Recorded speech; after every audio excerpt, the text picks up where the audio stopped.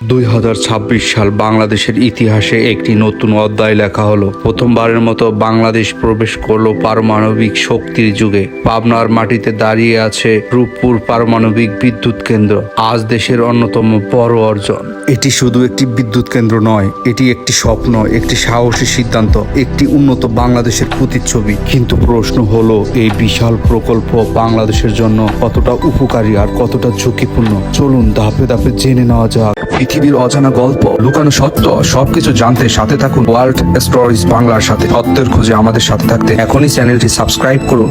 রূপপুর প্রকল্পের গল্প আজকের না, এটি শুরু হয় 2015 সালে। বাংলাদেশ ও রাশিয়ার মধ্যে চুক্তি স্বাক্ষর হয়। 2017 সালে আনুষ্ঠানিকভাবে নির্মাণ কাজ শুরু করা হয়। দীর্ঘ বছরের পরিকল্পনা ও প্রযুক্তি এবং আন্তর্জাতিক সহযোগিতার মাধ্যমে ধীরে ধীরে গড়ে ওঠে এই বিশাল প্রকল্প। আর 2026 সালে এসে এটি বাস্তবে রূপ নিতে শুরু করে। এই প্রকল্পের খরচ শুনলে যে কেউ অবাক হবে। মোট খরচ প্রায় 12.65 বিলিয়ন ডলার, যা বাংলাদেশি টাকায় প্রায় 1,30,000 কোটি টাকা। এর প্রায় 90% অর্থ এসেছে রাশিয়ার ঋণ হিসেবে, অর্থাৎ বাংলাদেশ এই টাকা ধীরে ধীরে পরিশোধ করতে হবে। এখনো এই ঋণের বড় অংশ বাকি রয়ে গিয়েছে, যা ভবিষ্যতে বাংলাদেশের অর্থনীতির উপর চাপ সৃষ্টি করতে পারে। তাই প্রশ্ন থেকেই যায়, এই বিশাল বিনিয়োগ কতটা লাভজনক হবে? রূপপুর বিদ্যুৎ কেন্দ্রটি তৈরি হয়েছে দুটি রিয়েক্টর দিয়ে, প্রতিটি 1200 মেগাওয়াট, মোট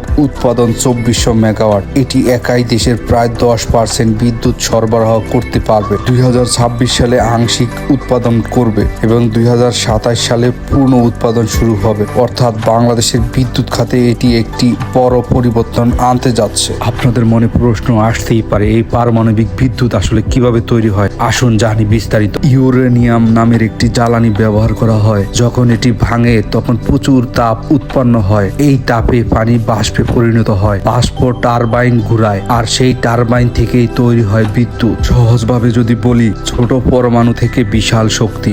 এই প্রযুক্তি অত্যন্ত শক্তিশালী এবং একই সাথে অত্যন্ত সংবেদনশীল। বাংলাদেশের বিদ্যুতের চাহিদা দিন দিন দ্রুত বাড়ছে। শিল্প, গার্মেন্টস, কলকারখানা, শহর সবকিছু বিদ্যুতের উপর নির্ভরশীল। এই অবস্থায় রূপপুর প্রকল্প 24 ঘন্টা নিরবিচ্ছিন্ন বিদ্যুৎ দেবে, গ্যাস ও তেলের উপর নির্ভরতা কমাবে, দীর্ঘমেয়াদে স্থিতিশীল শক্তি নিশ্চিত করবে। এটি দেশের অর্থনৈতিক উন্নয়নে একটি বড় ভিত্তি হতে পারে। পারমাণবিক শক্তির একটি বড় সুবিধা হলো এটি পরিবেশ বান্ধব শক্তি। কার্বন নিঃসরণ খুব কম, তাই এটি জলবায়ু পরিবর্তন ও মোকাবেলায় গুরুত্বপূর্ণ ভূমিকা রাখতে পারে। তবে সবকিছুর একটি অন্ধকার দিক আছে। দুর্ঘটনার ঝুঁকি থেকে যায়। যদিও আধুনিক প্রযুক্তি ব্যবহার করা হয়েছে, তবুও দুর্ঘটনার সম্ভাবনা পুরোপুরি শূন্য নয়। পারমাণবিক বর্জ্য অত্যন্ত বিপজ্জনক। দীর্ঘমেয়াদী সংরক্ষণ প্রয়োজন। বিশাল ঋণ ভবিষ্যতে অর্থনীতিতে বাংলাদেশে বড় প্রভাব ফেলতে পারে। তবে প্রযুক্তিগত নির্ভরতা বাংলাদেশের এমন কেউ নেই।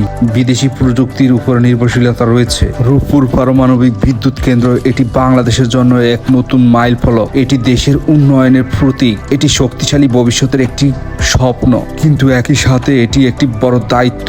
সঠিকভাবে পরিচালিত হলে এটি হতে পারে দেশের সবচেয়ে বড় শক্তি। ভুল হলে হয়ে উঠতে পারে বড় ঝুঁকি। রূপপুর এটি কি বাংলাদেশের উজ্জ্বল ভবিষ্যতের আলো, নাকি অজানা এক ঝুঁকির শুরু?